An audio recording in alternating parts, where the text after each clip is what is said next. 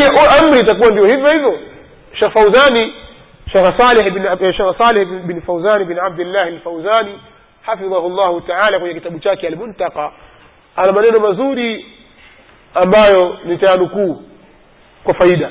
Anasema hivi: wa amma at-ta'amul ma al-hukam al-kafir ma al-hakim al-kafir, ama kuamiliana na amili na kuamiliana mtawala ambaye ni kafiri, awe ni kafiri sasa kufra mbawaha, si muislamu kabisa, sio na shubha zako ukamkufurisha mtu, la, kufra mbawaha. Sasa tuna mtawala ambaye ni kafiri 100%.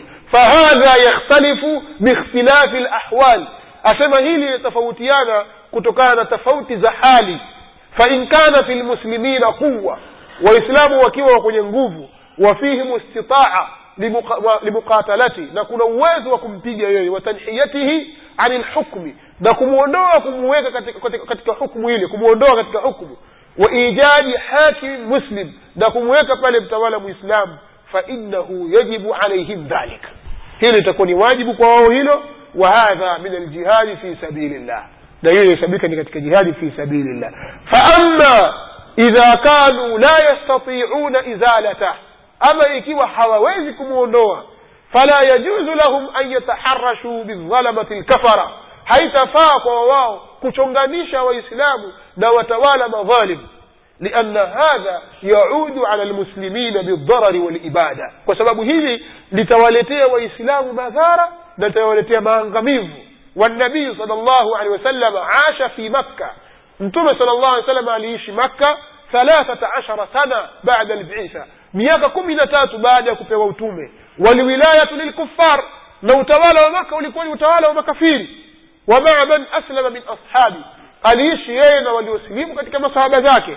Wala yunazilu al-kuffar, hawakutaka kuwapindua makafiri, bal kanu manhiyina an qitali al-kuffar, bali walikuwa wamekatazwa kupigana na makafiri fi hadhihi alhiqba, kwenye kipindi hiki. Wala yu'mar bilqital illa ba'da ma hajara sallallahu alayhi wasallam wa sara lahu dawla wa jama'atun yastati'u bihim an yuqatila alkuffar, na hakuamrishwa kupigana isipokuwa baada ya kuhama kwenda Madina, na akawa mtume sallallahu alayhi wasallam ana dola, ana watu ambao wanaweza kupigana na makafiri. Hadha huwa manhajul islam, huwa ni mfumo wa Uislamu. إذا كان المسلمون تحت ولاية كافرة, وإسلام wakiwa wako chini ya utawala ambao ni wa kikafiri, wala yastati'una izalataha, na hawawezi kuuondosha, fa innahum yatamassakuna biislamihim wa aqidatihim, wao watalazimiana, watashikamana na dini yao na itikadi yao. Wayad'una ila Allah, na kazi yao itakuwa wao ni kuwalingania watu kwa Allah.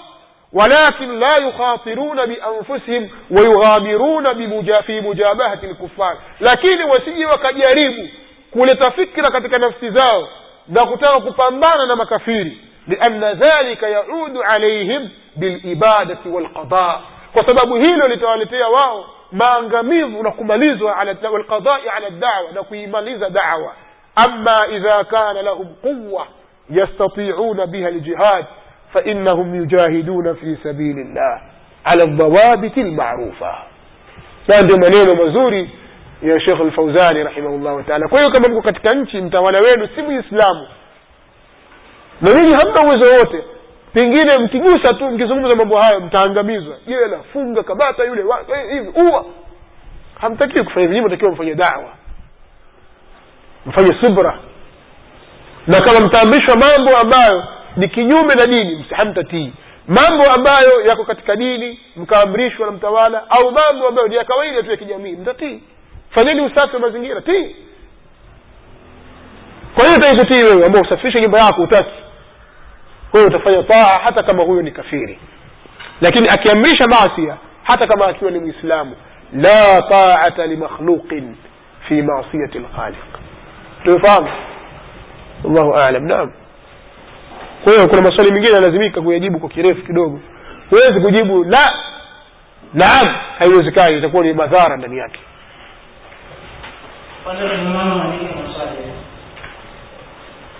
Hapa kuna mtu.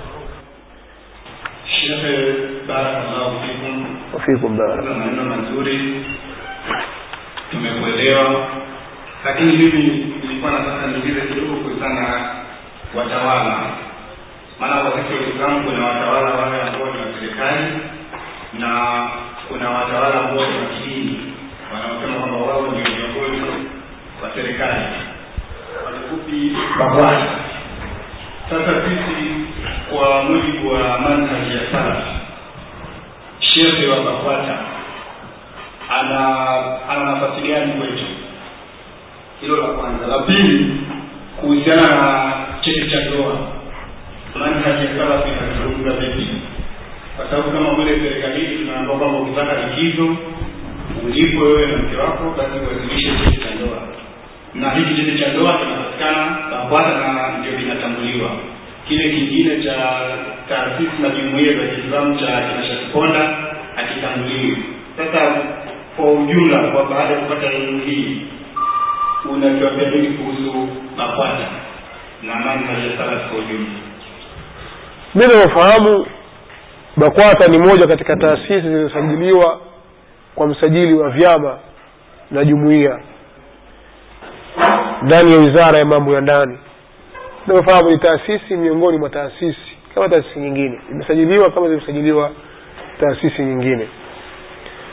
Na kwa hakika sasa mimi sifahamu serikali yetu ina msimamo gani kuhusu BAKWATA, maana katika baadhi ya mambo utakuta yanafanyika mambo katika BAKWATA yanachukuliwa kwamba mambo haya ni mambo ya kitaasisi, wao wenyewe yanawahusu, kwa maana Waislamu hawashirikishwi ndani yake.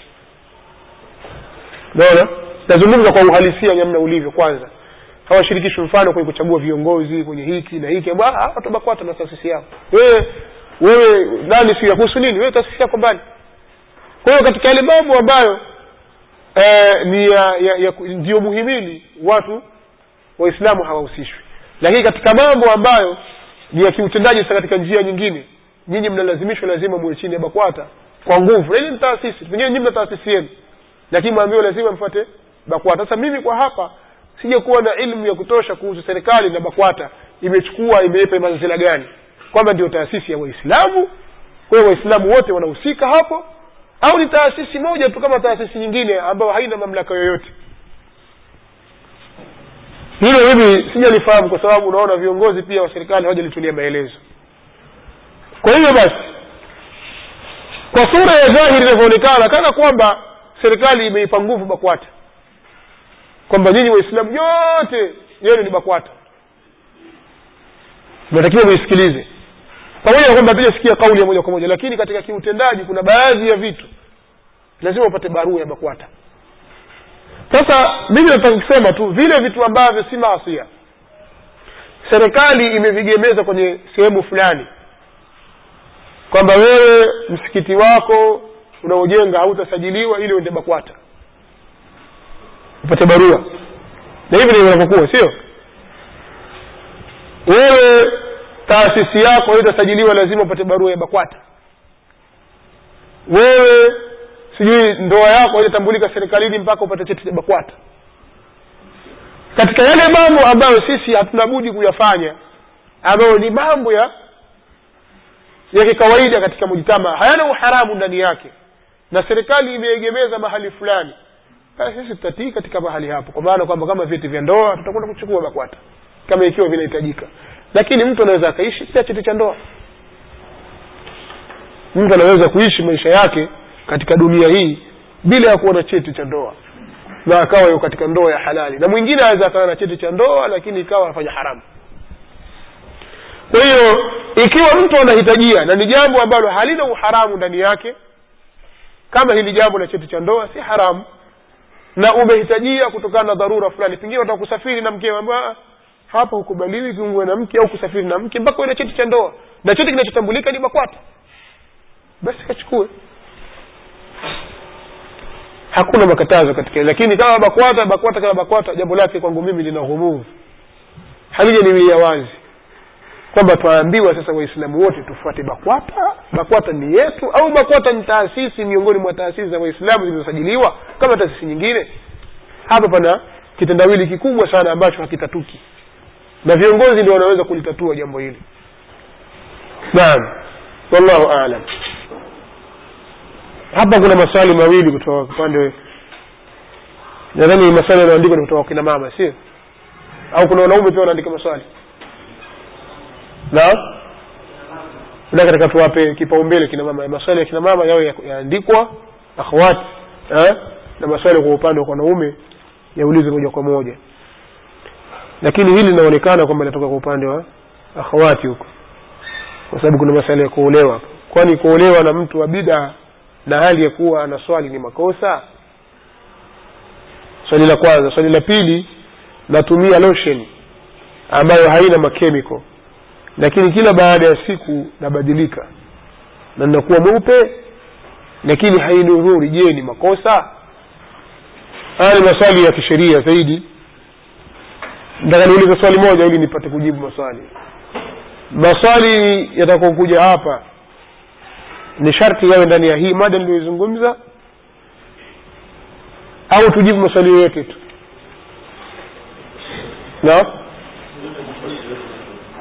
Maswali yote kwa faida.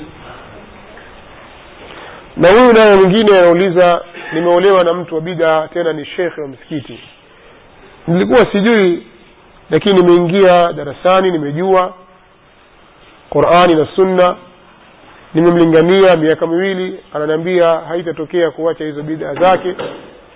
Kama mimi nisome niendelee na Sunna yangu na niishi naye, sasa katika maisha yangu nitumie njia gani ya wema uliopita ili niishi katika jamaa? Nikijibu maswali haya musta'inan billah, kuolewa mtu katika ahli sunnah wal jamaa kumwozesha binti yake mtu wa bid'a ni makosa, kwa sababu Mtume sallallahu alaihi wa alihi wasallam alipowaelekeza waislamu katika kuozesha mabanati zao, alitoa mwongozo huu ufuatao, akasema: idha ataakum man tardawna dina wa khuluqa fazawijuhu illa taf'alu takun fitnatun fil ardi wa fasadun arid au wa fasadun kabir. Zimekuja kwa riwaya mbili tofauti. Atakapokujilieni mtu ambaye mnairidhia dini yake na tabia zake, muozesheni. Na hapa inapotajwa dini, inakusudiwa dini kwa ujumla, si swala peke yake. Dini kwa ujumla wake, miongoni mwa hiyo dini ni kumfuata Mtume sallallahu alaihi wasallam katika mwenendo wake. Kwa sababu mtu anaweza akawa ana swali, lakini maisha yake ya swala yake anaipeleka kinyume na mafunzo ya Mtume sallallahu alaihi wasallam. Kwa hiyo atakapokujilieni mnaridhia dini yake, kwa maana kwamba yeye ni katika ahli sunnah wal jamaa, ni mtu ameshikamana na mafunzo ya Mtume sallallahu alaihi wasallam, fazawijuhu, muozesheni. Na msipofanya hivyo, basi itakuwa mmeingia kwenye fitna, mtaingia kwenye fitna kubwa na ufisadi mkubwa. Kwa hiyo haifai. Lakini mathalan sasa imetokea kama alivyouliza dada yetu hapa wa pili, kwamba yeye ameolewa na mume ambaye ni mtu wa bid'a na walikuwa wote katika huko, lakini yeye amesoma, amebadilika. Sasa anataka kujua atumie mwenendo gani yeye, kwa sababu ameshamlingania mume wake, lakini amwambia haitawezekana, haitatokea mimi kubadilika na kuacha bid'a. Ndio maana mwenyewe anajua kwamba kwenye bid'a. Sasa kitu cha kufanya, aendelee kumlingania na awe serious katika jambo hilo, na amwekee kiwango, muda fulani, kwamba ikiwa wewe hutabadilika ukaacha bid'a zako, basi ile bora mimi na wewe tukaachana, kuliko kumlea wanabadilika ikawa wazungumza huko serious, kuona kwamba wewe mwenyewe pia huko tayari umeridhika na maisha, na wazungumza tu kama kujikosha na kujiondoa katika, au kujitoa kimasomaso kama wanavyosema, lakini hauko serious katika jambo lako. Ukiwa serious, wanawake wanaweza kuwabadilisha wanaume. Na ndio maana utakuta kuna watu wanayumbishwa na wake zao. Tunawasikia watu wasema jamaa anayumbishwa na mke wake, kwa sababu mwanamke katika baadhi ya mambo yake anasimama kikweli kweli, kwa sababu jambo hilo analitaka au jambo halitaki. Na ndio maana utakuta watu wengine mathalan hawezi kuongeza mke kwa sababu aogopa mkewe. Mwanamke ni mkali, nitamwanzia wapi? Kimwambia jambo hili si nitakufa mimi, au mke atakimbia atakwenda kwao. Sasa katika mambo ambayo atakana mtu awe serious kabisa na mume awe anaoga katika hilo ni dini, kwamba mimi nikibadilika katika dini yangu nikienda katika mambo ambayo sio sawa, mke atanikimbia mimi, tabia arudi kwao, nyumbani hakutakalika. Sasa mwanamke anaweza kuvuruga maisha ya nyumbani kwako wewe mwanamume ukawa umebadilika, si tena yule, hauko sawa. Kazi uzifanye vizuri, usome vizuri, ufanye hivi vizuri, kwa sababu mwanamke anakutingisha. Watingisheni waume zenu walio kwenye bid'a warudi kwenye sunna. Wanawake hilo wanaliweza. Kwa hiyo mimi nasihi nasaha ziendelee, lakini wakina mama wawe serious zaidi kwa waume zao, kama vile wanapokuwa serious katika swala la ukewenza. Tumefahamu ni jambo la dini limeruhusiwa, lakini lauma kwa mwanamke anatingisha. Utakuta ile kipindi kile mwanamume anatingishwa kweli kweli, tena akija uko nyumbani ya kukaliki, hebu nisaidie rafiki yangu, nyumbani ya kukaliki nini? Sasa mbona katika mambo yetu tunakuwa wakali, lakini katika jambo la dini tunakuwa wanyonge? Masala ya mwanamke kutumia madawa ya kumbadilisha, naam, mtu kutumia madawa yoyote ya kubadilisha mwili wake, kwa maana rangi ya mwili wake, ngozi yake ibadilike, au kubadilisha nywele zake zibadilike, ni moja, kuna chemical ndani yake au hakuna.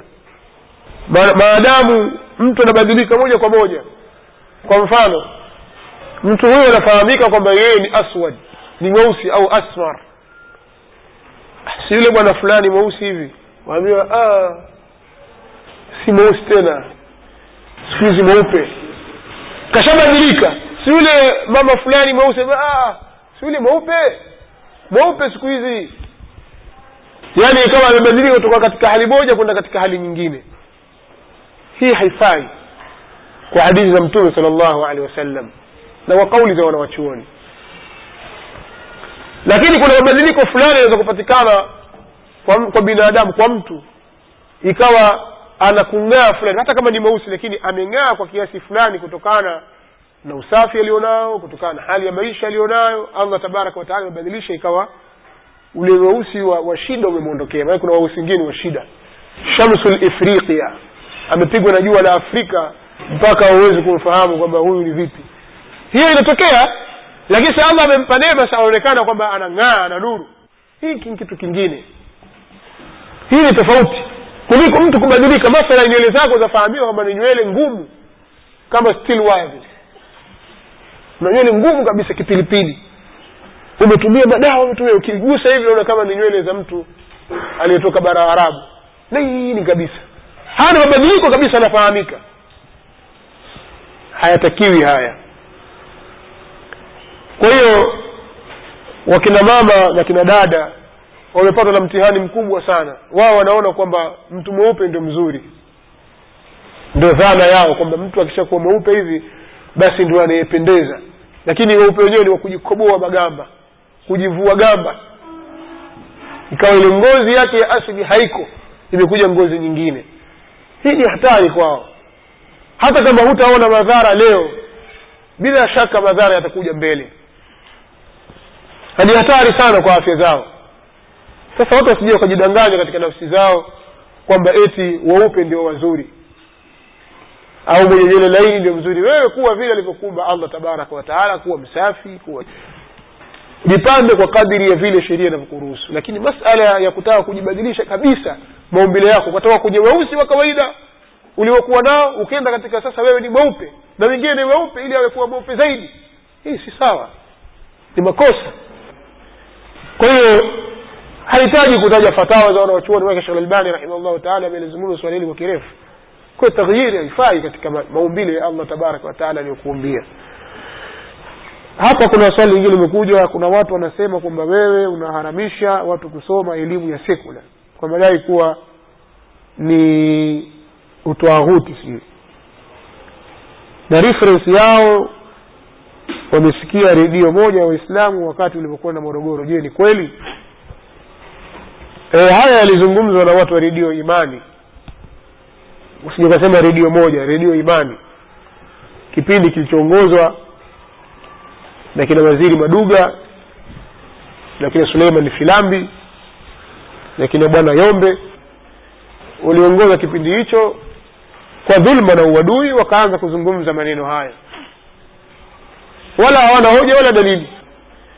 Hawakuwa na hoja wala dalili, waliamua tu kuzungumza kwa uadui, na sisi tuliwajibu, lakini hatuna redio. Sisi tujibu katika mihadhara kama hivi, kwa sababu wao wameamua kuzusha uongo huo kwa sababu eti wana redio, lakini hawajui kwamba redio ni kitu tu, leo kinaweza kiwepo, kesho kisiwepo. Na mtihani uliowakuta ni kama hivi ilivyotokea. Sisi hatufurahi furaha za kiuadui, lakini tunawaambia wajifunze. Redio ingesimama kulingania sunna, watu wangekuwa kubali katika sunna kuliko kule walikojiingiza. Wajiingiza mahali sipo ambapo wao wala hawafanani napo. Wanaonekana watu kama watu wa sunna, lakini hawalinganii katika sunna za Mtume sallallahu alaihi wasallam. Dawa yao yalingania siasa ambazo si sawa sawa, na maneno ambayo ya kiharakati ambayo hayako katika misingi ya sawa sawa. Sasa walijisahau ndugu hawa, sijui kama watajirekebisha ikifunguliwa tena redio yao, lakini walijisahau, wakawa wao hawako tayari kuwapiga vita Mashia. Redio ile hawasemi Mashia wala hawasemi masufi, wanaosema pale ni watu wa dawa salafia. Watu wote watazungumza, hawazungumzi kwa sababu wataka umoja, lakini wanapokuja kwenye masalafi hawafanyii insafu hiyo, wanawazungumza vibaya sana, tena wanawazulia uongo. Na sisi pia walituzulia uongo huo. Wanazungumza maneno haya wakati sisi Morogoro tumefanya muhadhara, tukabainisha wazi, tukatoa maelezo ya wanawachuoni kuhusu masuala ya ilmu, kwamba katika Uislamu ilmu imegawanyika katika sehemu kuu mbili. Kuna elimu ambayo hukumu yake ni faradhu ain, yani faradhi ya lazima kwa kila Muislamu aijue, na kuna ilmu ambazo ni faradhu kifaya, yani ni faradhi ya kutoshelezana. Wakipatikana baadhi ya watu wanajua, watu wengine watatoshelezeka. Faradhu ain ni ilmu ya kumjua Allah tabaraka wa taala na mtume wake, na ilmu ya kujua namna gani utamuabudu Mola wako katika zile ibada za lazima. Hiyo ni faradhu ain. Ni lazima kwa kila Muislamu ajue namna ya kuswali, ni lazima kwa kila Muislamu ajue namna ya kufunga, ni faradhu ain. Haya tunazungumza. Na kuna elimu ni faradhu kifaya, kuna nyingine ambazo zinafungamana na dini kama vile elimu za mirathi, elimu za nahwu na sarfu na nyinginezo katika fani za lugha ya Kiarabu. Na kuna elimu nyingine sababu ya kilimwengu kama vile elimu ya tibb, udaktari, ni faradhu kifaya. Elimu ya handasa, mambo ya engineering na mingineyo ni elimu za faradhu kifaya. Wanatakikana katika mjitamaa wapatikane watu ambao watakuwa na utaalamu wa kujenga majengo, utaalamu wa kutengeneza barabara, utaalamu wa kutengeneza magari. Ni vitu ambavyo vipo na ni wasaili ambazo zipo, kwa hiyo ni faradhu kifaya. Sasa wewe kuja ukabadilisha maneno, ukaanza kuzungumza vitu ambavyo havipo, kusema ukweli ni matatizo makubwa sana. Sasa wao waliringia redio. Haya, waulizeni iko wapi? Nyinyi watumia redio kuwapiga Waislamu wenzenu kwa dhulma, iko wapi sasa? Kwa hiyo ni tambii tu, maambiwa hivi si vitu vya kuvitegemea moja kwa moja. Leo vipo, kesho havipo. Sasa sisi tuombe kwa Allah redio irudi kwa ajili ya sunna, lakini kama ikiwa kwa ajili ile bid'a basi isiwepo. Siwepo kabisa, kwa sababu inaleta shari katika mjitamaa. Na kila redio inalingania shari, Allah aitokomezee mbali. Na sisi tuzikatae redio sampuli kama hizo zenye kulingania kwenye shari. Redio itakayosimama kulingania sunna kwa maslahi ya Uislamu, kwa ajili ya kuwaita watu kwenye mfumo wa Mtume sallallahu alaihi wasallam, fabiha wa ni'ma. Na wanawachuoni wetu wamefanya dawa, baadhi yao hawana redio, hawana gazeti, lakini dawa yao imefika kila mahali. Na nataka kuniambia kwamba hajamsikia Sheikh Al-Albani. Sheikh Al-Albani alikuwa na TV, Sheikh Al-Albani alikuwa na redio, Sheikh Al-Albani alikuwa na gazeti. Fanya dawa tu hivi, Allah akampa taufiki mpaka hapo dawa ilipokuwa imefika mpaka huku kwetu. Kwa hiyo zote ni fadhila za Allah tabaraka wa taala. Tayeb, mpaka hapo itakuwa muda umeisha kipindi cha mwanzo, na inshallah tutaendelea tena kwa kipindi cha pili kama mlivyotangaziwa au kama mtakavyotangaziwa katika ratiba yetu inshallah. Subhanakallahumma bihamdik wa ashhadu an la ilaha